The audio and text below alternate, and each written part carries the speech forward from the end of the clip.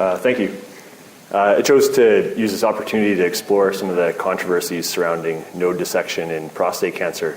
And before I start my talk, I just wanted to say that I had nothing to do with the explosion that took place on Broadway this morning, and the fact that Martin Gleave and Alan So and Jamie Wright are not here this morning. They're away on vacation. My rationale for choosing this topic was that every morning before we start our radical prostatectomy in the OR, we make a phone call to the staff to ask whether or not a node dissection is indicated. And where's the staff in LA? I didn't want to show that picture. So my objectives with this talk were to discuss the stage migration phenomenon in prostate cancer, to review the role of imaging studies in determining nodal status preoperatively, to review the lymphatic drainage of the prostate and relevant anatomy, and to describe templates for limited and extended pelvic node dissections, discuss the role of predictive models in determining the need for node dissection, discuss the value of a unilateral lymph node dissection, explore advantages and disadvantages of doing an extended lymph node dissection with regards to staging and therapeutic benefits to patients, to review complications of pelvic node dissection, and in particular extended node dissection, and how to avoid them, and to outline the management options for patients with prostate cancer and node-positive disease. So as you all know, prostate cancer is the most common cancer in men, second most common cause of cancer-related death, and it's had an increasing incidence in the last 2 decades. This is partly related to the PSA phenomenon. There's also been a stage migration effect, which I'll discuss in a minute. The management of prostate cancer is controversial at all stages, both in low-risk and high-risk disease and in intermediate disease. And 5% of patients have occult lymph node metastasis at the time of presentation. This is based on contemporary studies. So this graph, basically a study from the Cleveland Clinic showing increased incidence of prostate cancer with time. You'll see a sharp spike there that begins in the late 1980s when the PSA test was introduced.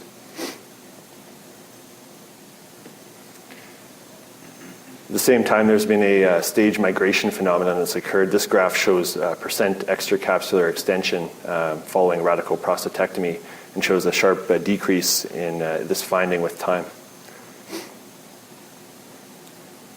Stage migration is often referred to as the Will Rogers phenomenon, not because people in the area of residence don't know what it is, but because Will Rogers was quoted as saying once that when the Okies left Oklahoma and moved to California, they raised the average intelligence level in both states, basically referring to the fact that stage migration related to new diagnostic techniques is a source of misleading survival statistics in cancer. And somewhat ironically, the paper that first described the Will Rogers phenomenon came out just before the PSA test was introduced in 1985. So I wanted to briefly go over some of the staging of prostate cancer and some of the changes that have happened with the new staging system that was introduced by the AJCC in 2002. Of note, in T1 disease, clinical T1 disease, this now includes tumor not visible by imaging. Also, the most common cancers are in the T1C group, again, because of the PSA phenomena. A T2 group, there's now a T2C group, which refers to patients in which both lobes of the prostate are involved with cancer. T2A and B refer to less than and more than 1/2 of the lobe being involved now. And there's been some changes to the T3 group. Basically, there was a T3C group in the previous staging systems in 97 and 92, and this was done away with, and now the 3 group is simply subdivided into A and B, where A refers to extracapsular extension either unilaterally or bilaterally, and T3B refers to seminal vesicle involvement. T4 hasn't changed, but basically refers to tumor that involves adjacent structures. Some of the reasons I want to go through the staging system are that this has implications with regards to the studies we're going to look at, because a lot of studies use the 92 system, a lot use the 97 system, some use the 2002 system, so it's hard to compare these studies. Pass pathologic staging. So again, with nodal staging, there's basically now only an N0 and an N1 group. There was previously an N2 and N3 group, and so the extent of lymph node involvement was felt to be important, but this is now felt to be less of a factor.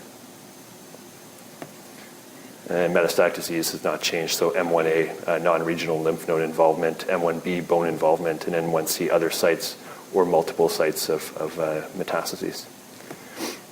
These are stage groupings. So the most common stage in the contemporary period is stage 2, which involves T1C cancers.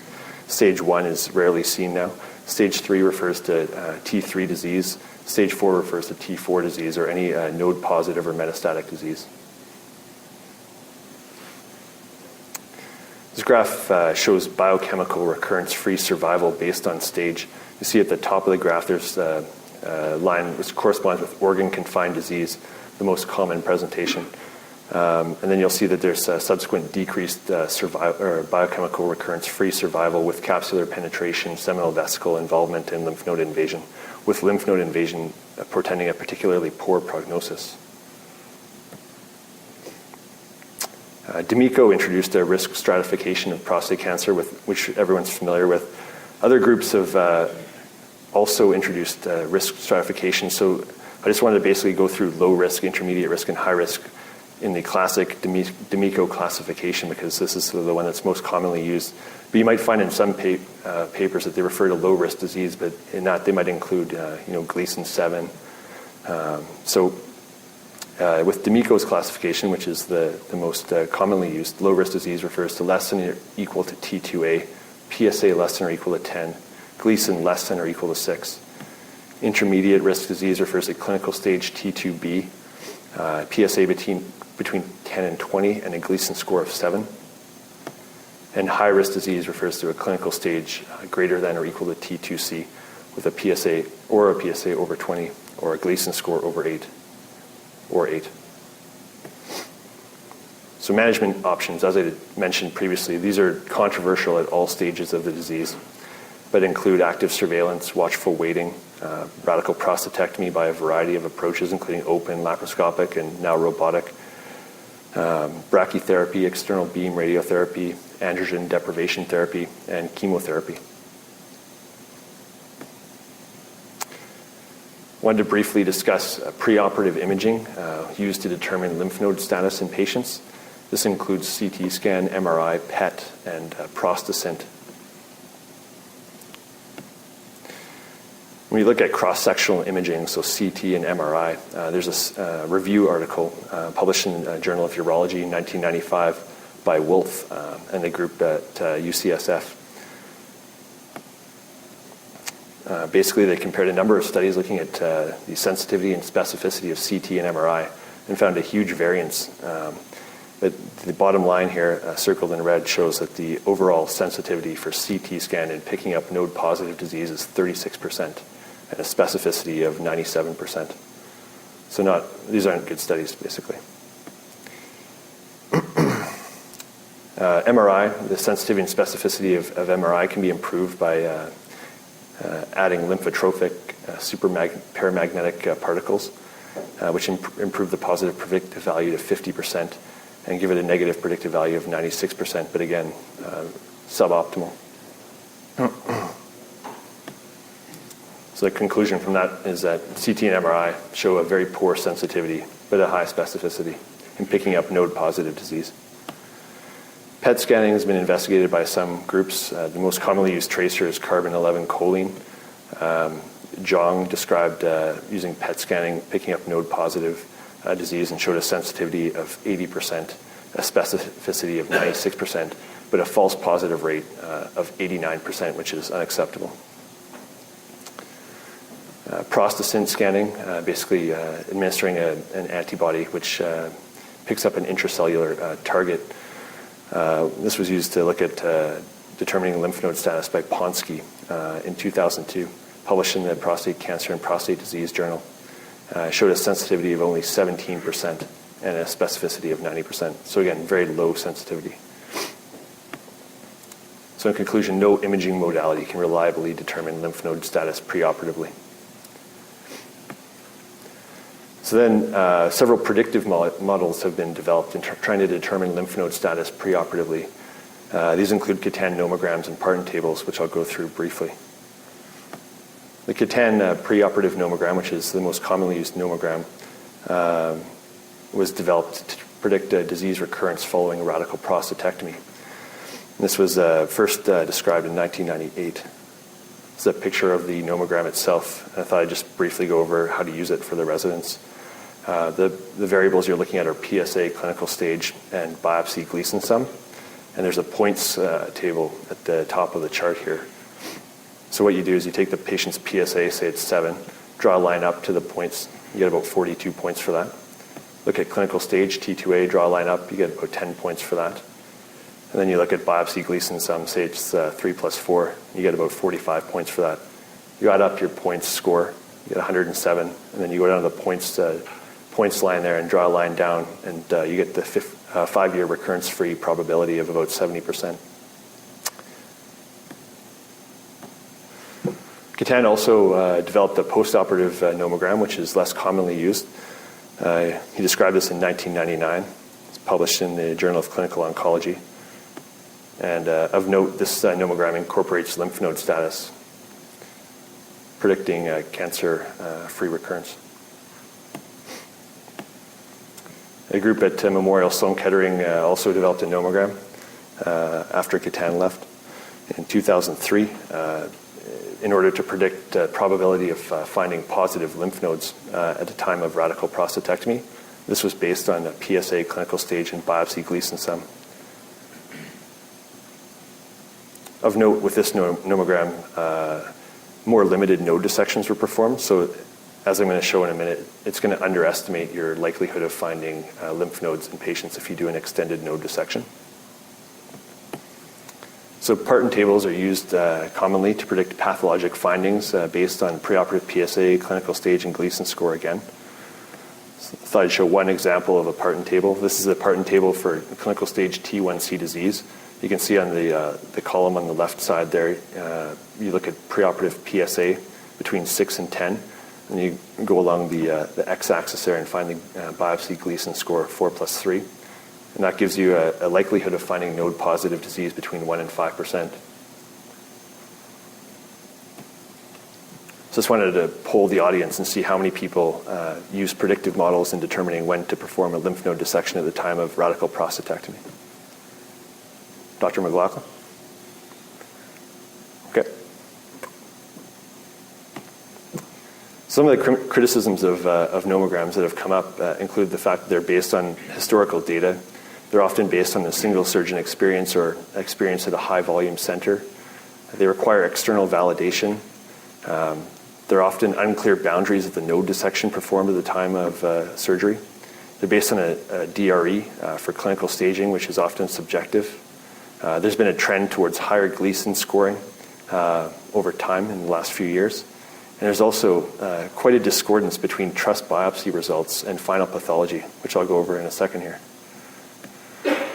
So this study here, looking at understaging and undergrading in a series of patients undergoing radical prostatectomy, published by the group at UCSF using the CAPTURE database in 2001. So when you look at undergrading, on the left-hand side here, you see the biopsy score. And if you look at specifically the 3 plus 4 and 4 plus 3 groups, and then you look at the prostatectomy score, you'll see that only about 30% are found in each category in the prostatectomy score, whereas 25 to 30% of patients will have high-risk disease at the time of radical prostatectomy, so Gleason 8 or higher.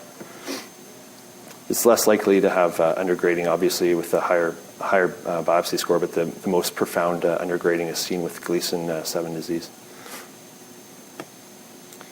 This is a similar table showing sort of undergrading with subdivision into the primary and secondary biopsy scores. Again, showing if you look at the primary score, if you have a biopsy score between 4 and 5, you have a basically 50-50 chance of having 4 or 5 on your final prostatectomy score, and a 50% chance of having a prostatectomy score of 4 to 5. So again, there's a lot of undergrading that happens.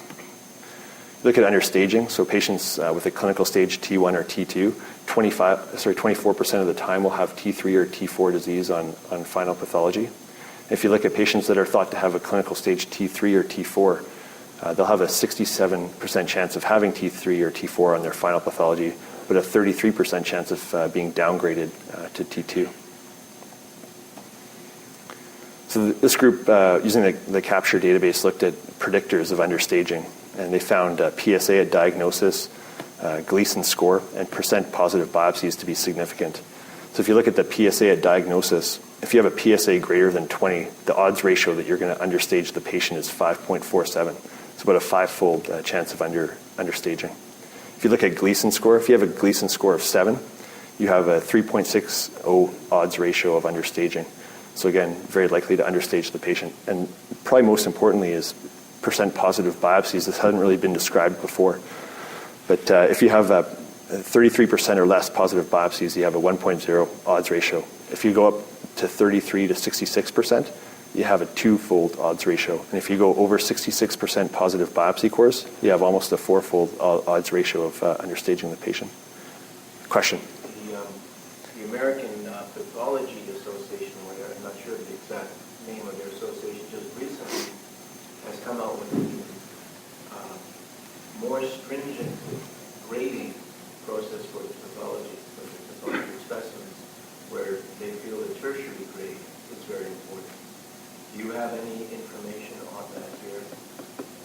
If not, then the comment I'll make is that when you start to report the tertiary grade, you're going to find that at least 5 to 10% of these specimens that are now 3+4, 4+3 will actually have areas of 5. And that this is going to make the discordance between biopsy grade and final pathological grade even greater. And I think this is probably one of the more important points to make here and try to, which will come to later on, stating, trying to decipher these no deception with design. Absolutely, good point.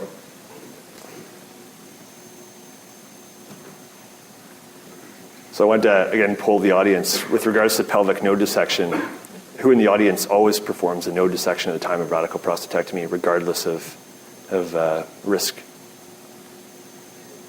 So maybe one person in Vancouver anyway. 2? Huh? Okay, and never? Oh, Dr. McNeely doesn't do it. Neither does Dr. Patterson. Dr. Afshar? Dr. Afshar? Sometimes, yeah. Okay. And then according to risk? So probably the majority of people look at risk to determine the need for node dissection. So node dissection is not routinely done in low-risk disease. And that's, again, because, as I mentioned, the Parton tables predict only a 1 to 5% chance of finding node-positive disease at the time of radical prostatectomy. However, this is with a limited node dissection. So I'm going to show some data on extended node dissection in a second. So again, I wanted to ask, with regards to the audience, who here performs what they would consider to be a standard or sort of limited pelvic node dissection? Okay, so four or five people. Right, and then who here thinks that they perform what's known as an extended node dissection? Once in a while, okay. And unilateral node dissection? Once in a while, Caroline. And then who looks at frozen section data when they get nodes back? So 1 or 2 people? 3 people? Okay. So I'm just going to briefly go over the anatomy. Oops. So you look at the lymphatic drainage of the prostate. There's a wide variability in the periprostatic subcapsular lymphatic network, and there's commonly crossover between sides. There's no sentinel lymph node that's been identified in prostate cancer as there have been in other cancers. And there's 3 groups of ducts basically that drain the prostate. There's the ascending ducts, which drain into the external iliac lymph nodes. There's the lateral ducts, which drain into the internal iliac lymph nodes. And there's the posterior ducts, which drain into the presacral lymph nodes. So you look at the landing zones of the prostate. The primary landing zone for nodal metastases in the prostate is the internal iliac or hypogastric node group. Secondary is the obturator group, tertiary is the external iliac group, and the quaternary landing zone is the presacral group, which is very uncommonly sampled. So you get anatomic boundaries for a standard or limited node dissection. These include the external iliac vein, obturator nerve, the bifurcation of the common iliacs, and the proximal femoral canal. May or may not include Cloquet's node, depending on which study you look at. You look at extended node dissection, and basically this extends the dissection to include dissection around the internal iliac vessels and possibly the presacral region. Sort of a diagram here from an AUA update on sort of prostate cancer, showing the areas of node dissection. So group 1 there is going to be the external iliac nodal group. Group 2 is going to be the obturator node group. And group 3 is going to be the internal iliac node group. Again, that's the primary landing zone for metastases from prostate cancer. Sort of a picture that most of the residents that stand on the right side of the table would be familiar with. The pelvis is sort of that way. You can see the external iliac vessels, the internal iliac coming off there, and then the obturator vessels just below the external iliacs. So with an extended node dissection, some of the proposed advantages would include better staging, better prognostication, and potentially a therapeutic advantage. Some of the disadvantages are going to be increased operative time and potentially an increased risk of postoperative complications. So location for the node dissection. So node dissection is kind of like real estate. It's all about location, location, location. This study here, published in August 2002, Journal of Urology, looked at node dissection for staging in prostate cancer. It's published by Bader and Dr. Studer's group in Switzerland. So this is a prospective study over a 10-year period between 1989 and 1999, looking at 365 patients with organ-confined disease, PSA variable, mean of 12, negative CT and bone scan preoperatively. And all these patients underwent radical retropubic prostatectomy and extended node dissection. And the mean number of nodes removed was 21. They found a 24% incidence of node-positive disease, much higher than you'd expect. When you look at the breakdown of where they found these nodes, group 1, the external iliac group, 13%. Group 2, the obturator group, 26%. And group 3, the internal iliac group, 19%. The 58% of patients had positive nodes in that internal iliac group. So they concluded that positive lymph nodes were found along the internal iliac artery in more than half of the patients and exclusively in 19%. Therefore, we consider node dissection along the internal iliac vessels essential for representative staging. So you look at location again. In April 2002, Journal of Urology, extended node dissection for patients undergoing radical prostatectomy. This was published by a group in Germany, head-authored by Heidenreich. It's a prospective study of 103 patients. Mean number of nodes removed at the time of radical prostatectomy was 28, between 21 and 42 nodes. And you'll see from this diagram showing where they sampled, they included the presacral region in their dissection. And interesting findings, they found, again, a very high incidence of node-positive disease at 26%. But 95.8% of patients with node-positive disease had a PSA over 10.5. And 42% of patients had positive lymph nodes, which were outside the standard lymph node dissection. So concluding from those studies, you can see that there's a high percentage of positive lymph nodes which are found outside the region of standard node dissection. What was the grade of the primary tumor? I believe it was... What was the final pathology on the prostate? I don't have it here, but it was mostly sort of intermediate risk disease that they looked at. I thought that a lot of those patients were outside the capsule, they were back on the prostate. Both those studies. I'll have to look at that. I have the study here, so yeah, I'll look it up for you. So you look at unilateral lymph node dissection. There's a study published by Weckerman looking at reliability of preoperative diagnostics and location of node metastases in presumed unilateral prostate cancer. This was published in 2006. Again, they found that lymph node positive patients, 27% had positive nodes exclusively in the internal iliac group. What they did was a subset analysis looking at patients who were stage clinical T1C and had positive biopsies on only one side of the prostate. And they found 30 patients with node-positive disease in this group. Interestingly, 53% of these patients had positive nodes only on the same side as the biopsy cores. 17% had positive cores bilaterally, and 30% had positive nodes only on the other side. so opposite from the positive core. When they looked at pathologic stage, T2A and B, they had only 5 patients with node-positive disease. But of these patients, so patients who had pathology showing that the cancer was confined to one side of the prostate, 80% had positive nodes only on that side, 20% had positive nodes bilaterally, and 0% had positive nodes on the contralateral side. So you can conclude from this that unilateral node dissection is of questionable value because you're going to miss 20 to 30% of nodes which are going to be on the contralateral side in a patient with only positive cores on one side. When you look at frozen section, because of the stage migration, it's very rare to find gross lymph node involvement at the time of radical prostatectomy now. So usually you're dealing with nodes that look normal. The sensitivity of node dissection with frozen section for determining micrometastatic disease based on a limited node dissection is 30 to 70%, so based on a number of studies there, and not a highly sensitive test. So again, I want to ask how many people would use frozen sections to look at grossly normal lymph nodes to determine whether or not to proceed with a radical prostatectomy? So one person in Vancouver.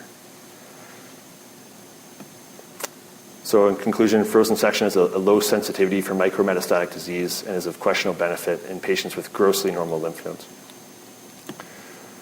So when you look at survival advantage for patients with radical prostatectomy with node-positive disease, there's a few long-term studies, one by Han in 2001, one by Dineshmand in 2004, looking at progression-free survival in patients with node-positive disease. And you can see that at 10 and 20 years, there's a 15 to 20% progression-free survival, despite the patients having evidence of micrometastatic disease in their lymph nodes.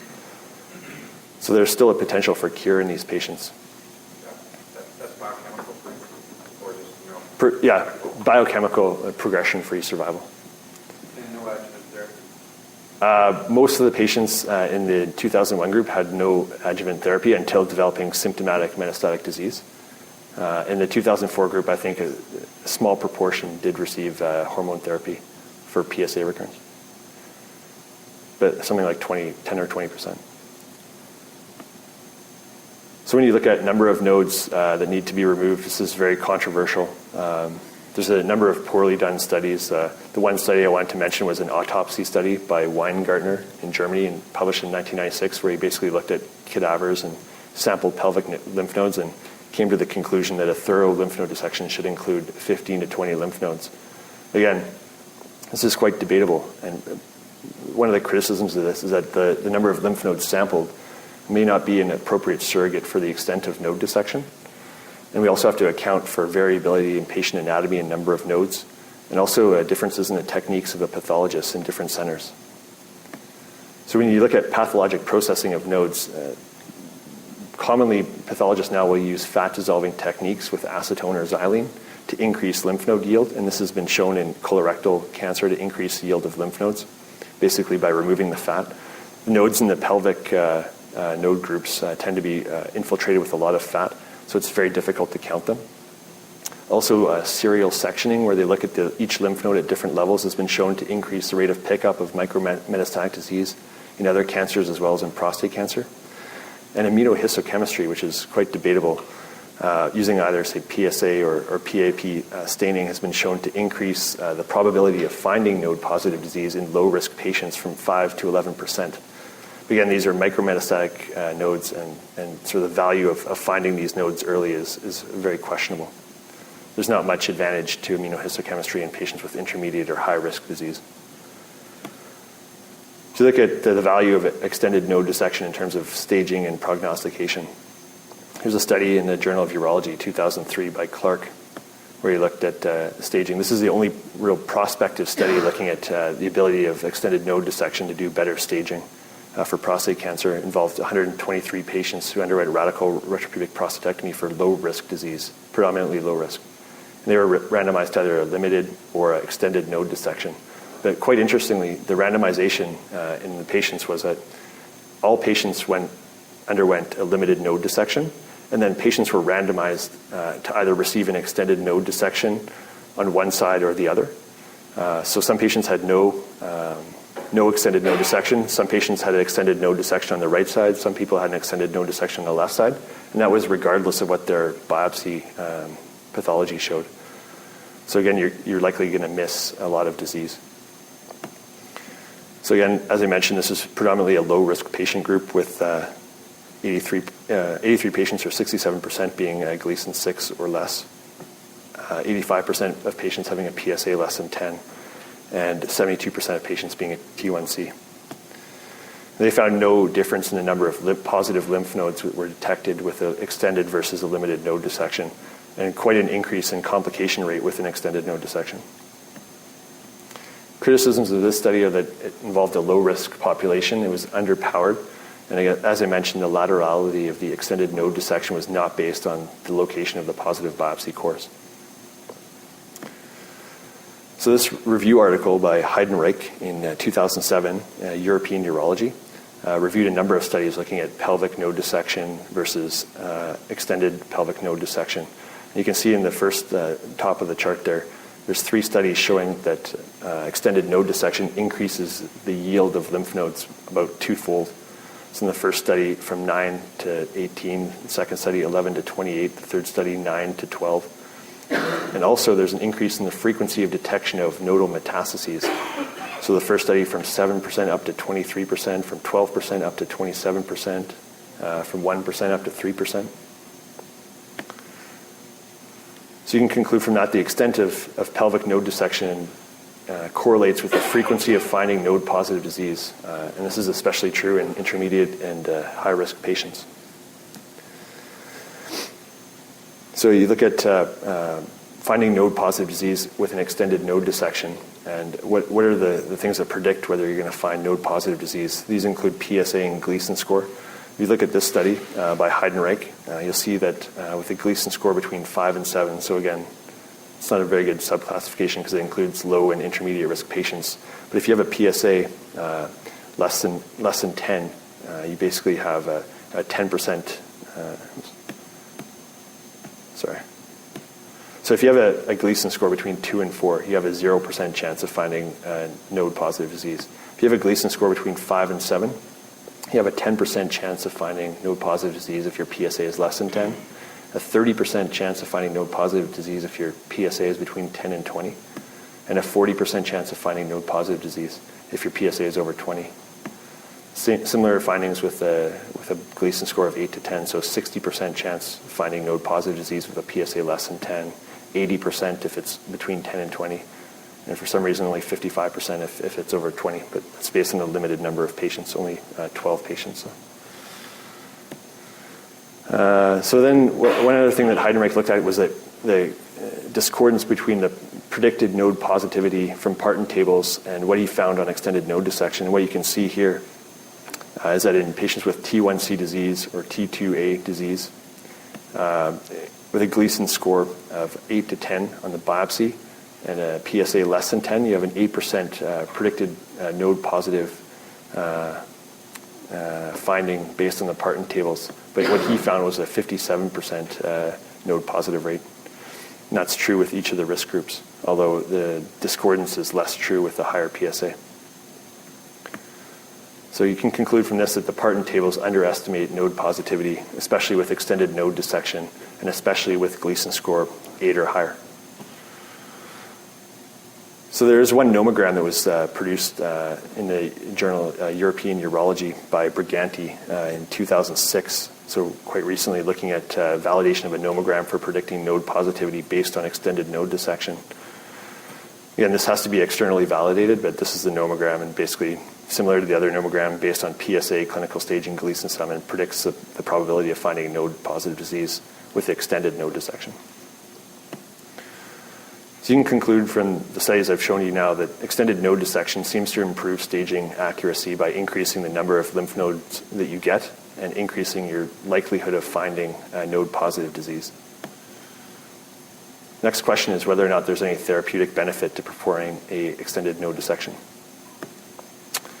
So if you look at lymph node dissection in non-genitourinary cancers, I guess I shouldn't say non-genito, but non-urinary cancers, so breast, gynecologic, and colorectal cancers, you'll find that there's a survival advantage to doing node dissection. And this has been well documented.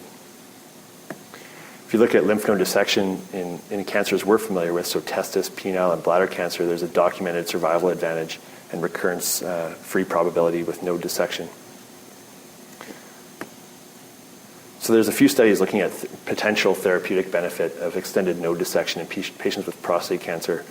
This one by Fergani, published in Urology in 2000, is a retrospective review looking at 575 patients who underwent either pelvic node dissection limited or no node dissection. And what they found was there was no significant difference in 4-year progression-free survival, so that's biochemical recurrence-free survival between the two groups. But again, this was a limited node dissection. And the one thing you will find is that there was a bit of a trend towards survival advantage with a limited node dissection being performed. But again, this is not randomized, it's retrospective. You can make all kinds of arguments about, surgeons doing node dissections, potentially doing a better cancer operation, that sort of thing. You look at the SEER data from the Surveillance, Epidemiology, and End Results Study. So one group, Jocelyn and Kennedy, used this data and looked at 13,000 patients who underwent a radical retropubic prostatectomy between 1988 and 1991. And they looked at the extent of pelvic lymph node dissection and how it might predict for cancer-specific death at 10 years. So this is their findings. So if you look on the left-hand column there at cancer-specific mortality, the number of lymph nodes examined, if you see no lymph nodes are examined, that's the reference value. 1 to 3 lymph node examined, you have an 0.85 hazard ratio with regards to cancer-related death.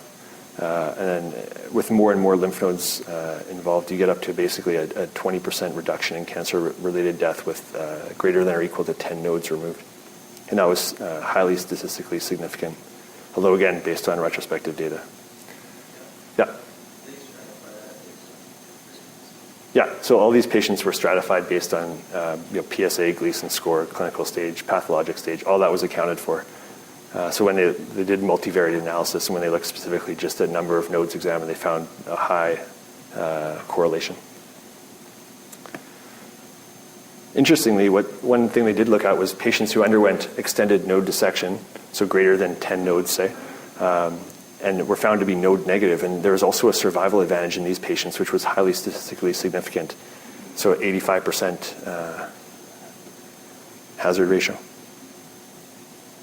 So that's in patients with node negative disease. So you can conclude from this, if you want to make conclusions from retrospective studies, that there's a potential decrease in cancer-specific mortality in node positive and node negative patients when extended node dissections are performed. How do you explain that?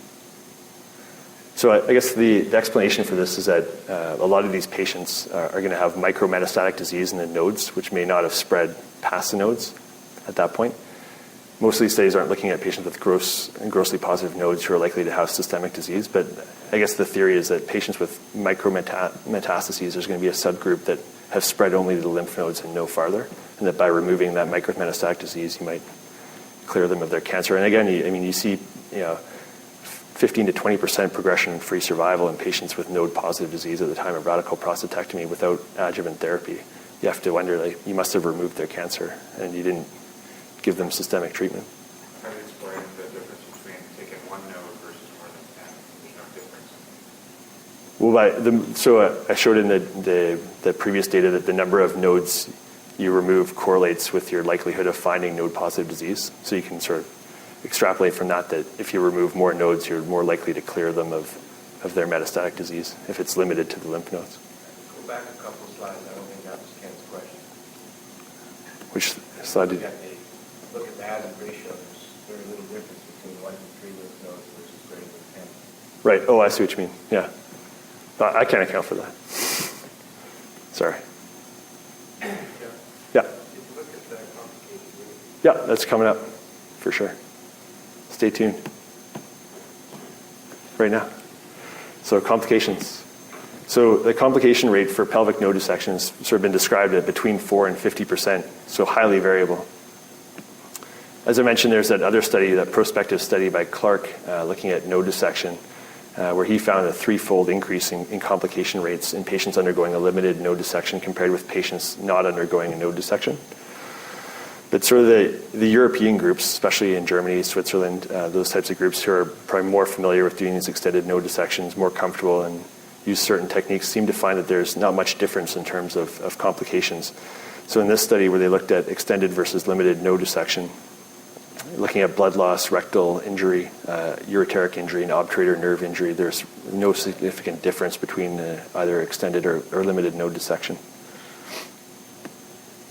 You look at perioperative complications, again, they found no significant difference in terms of DVT, pulmonary emboli, pneumonia, myocardial infarction, lymphocele. This is again between extended and limited node dissection, not between no node dissection and limited node dissection. So some of the things have been suggested for minimizing complications after node dissection, although there's not really much evidence in the literature to support any of this, is ligation versus clipping of lower extremity lymphatics. I guess the theory there is that clips tend to fall off with the subsequent radical prostatectomy and may lead to an increased risk of lymphocele. Drain placement, and some groups like Studer's group advocate putting a drain on each side of the node dissection. Leaving the drains in until there's less than 50 cc's drainage over 24 hours, and giving low molecular weight heparin to the patients in the upper arm as opposed to the thigh. Although I couldn't really find much data to support that. So some people have suggested that with the extended node dissection, you might have a higher risk of erectile dysfunction, but this is very uncommonly looked at, and you wouldn't expect that because the parasympathetic fibers should be well away from the boundaries of the extended node dissection. Other groups have suggested that there might be a difference in continence rate. Again, this has not really been reported. And you wouldn't expect this because of the sympathetic fibers and the fact that they travel medial to the internal iliac artery, so outside of your area of dissection. Again, if you look at renal transplant data where they use the internal iliac artery for the anastomosis, there seems to be no real impact on either continence or erectile dysfunction. So future directions in terms of determining whether there may be a benefit to extended node dissection. There's currently a phase 3 randomized controlled trial underway in Germany by the Association of Oncological Urology. Some other things we need to consider are laparoscopic and robot-assisted laparoscopic radical prostatectomy. There's now more than 350 Da Vinci robots in the United States. More than 50% of radical prostatectomies are performed using the robot. An extended node dissection with the robot is challenging, although possible, because of the angles. One other thing I wanted to mention with regards to robotics is that I was in New York recently, and I had a chance to talk with some of the residents there, and apparently there's this new robot from InTouch Health that actually does your rounds for you, travels around the hospital and goes into patient rooms, and you sit at your desk there in video conference, and your face shows up on the screen there. And you can actually look up and down, and the robot's head moves, and you drive the robot with a joystick. And some of the residents say that they frequently see the robot hung up on the wall or stuck in a corner, and Dr. Cavussy's calling for them to come and get them out of the corner. It's pretty funny. Anyway, the residency training program is looking at purchasing one of these. So when you look at treatment for node-positive disease, the only study I really had time to go through here was the Messing study that everyone sort of heard about, but some people may or may not be familiar with. This is published in 1999 in December in the New England Journal of Medicine. It's sort of one of the better studies that's been done in urology. It's level 1 evidence. It's a randomized controlled trial of 98 patients with prostate cancer, less than or equal to clinical stage T2, with pathological node-positive disease. These patients all underwent radical retropubic prostatectomy and limited node dissection and were randomized to either basically androgen deprivation therapy with either Zoladex or bilateral orchiectomy or surveillance. And they were followed for a median of 7.1 years. Baseline patient characteristics were the same between the two groups, so median age about 65, detectable PSA is present in about 20% postoperatively. Positive surgical margins seen in about 60 to 70%, positive seminal vesicles in about 60%, and Gleason scores all comparable between the two groups. So in Messing's study, they looked at a number of different endpoints, including overall survival, where they found a significant benefit in terms of immediate androgen deprivation therapy with either LHRH agonist or orchiectomy. Again, an improvement in prostate cancer-specific survival, shown here, and progression-free survival, shown here. You look at their outcomes, some of the significant p-values you'll see there are death from prostate cancer significantly lower in the immediate treatment group. PSA recurrence lower in the treatment group, and patients alive without recurrence, again, significantly lower in the treatment group with a hazard ratio of almost 10. You look at adverse events, there's really only a few significant differences between the two groups, but again, this was only a 7-year study. So you look at the significant p-values there included gastrointestinal effects, non-specific GU effects, hot flashes, gynecomastia, that sort of thing. Criticisms of this study are that this is a small sample size, about 100 patients. There's no reference pathological analysis, and there's a more rapid than expected progression rate in the delayed treatment group compared with other retrospective studies. But they conclude that immediate androgen deprivation therapy after radical retropubic prostatectomy and limited node dissection might improve survival and reduce the risk of recurrence in patients with node-positive disease. One of the things we have to look at, though, is long-term effects of androgen deprivation therapy. These include osteoporosis, cardiovascular risk, and decreased health-related quality of life with long-term androgen suppression. So the conclusions from this talk. There's been a stage migration phenomenon in prostate cancer, and you see a decrease in node-positive disease in low-risk cancer. The primary landing zone for lymph node metastases from prostate cancer is the internal iliac lymph node group. Preoperative imaging does not accurately predict node-positive status. Nomograms do not accurately predict node-positive status, although there are nomograms now looking at extended node dissection. And these might be validated in the near future. Frozen sections have a low sensitivity for detecting micrometastatic disease. Extended node dissection shows potential benefit in intermediate and high-risk patients with regards to staging and prognostic factors. And multi-center randomized controlled trials are necessary and actually underway to determine whether there may be a therapeutic benefit to extended pelvic lymph node dissection. Node-positive patients seem to benefit from immediate androgen deprivation therapy, and we need to keep in mind that the long-term effects of androgen deprivation therapy are significant and still being worked out. So again, just for the residents, make sure you make the phone call because you'll get a different answer each time. The data is unclear. Also, don't forget it's Valentine's Day tomorrow. And with regards to Valentine's Day, just remember also what Will Rogers said. Live your life, including your romantic life, so that whenever you lose, you're ahead. Thank you.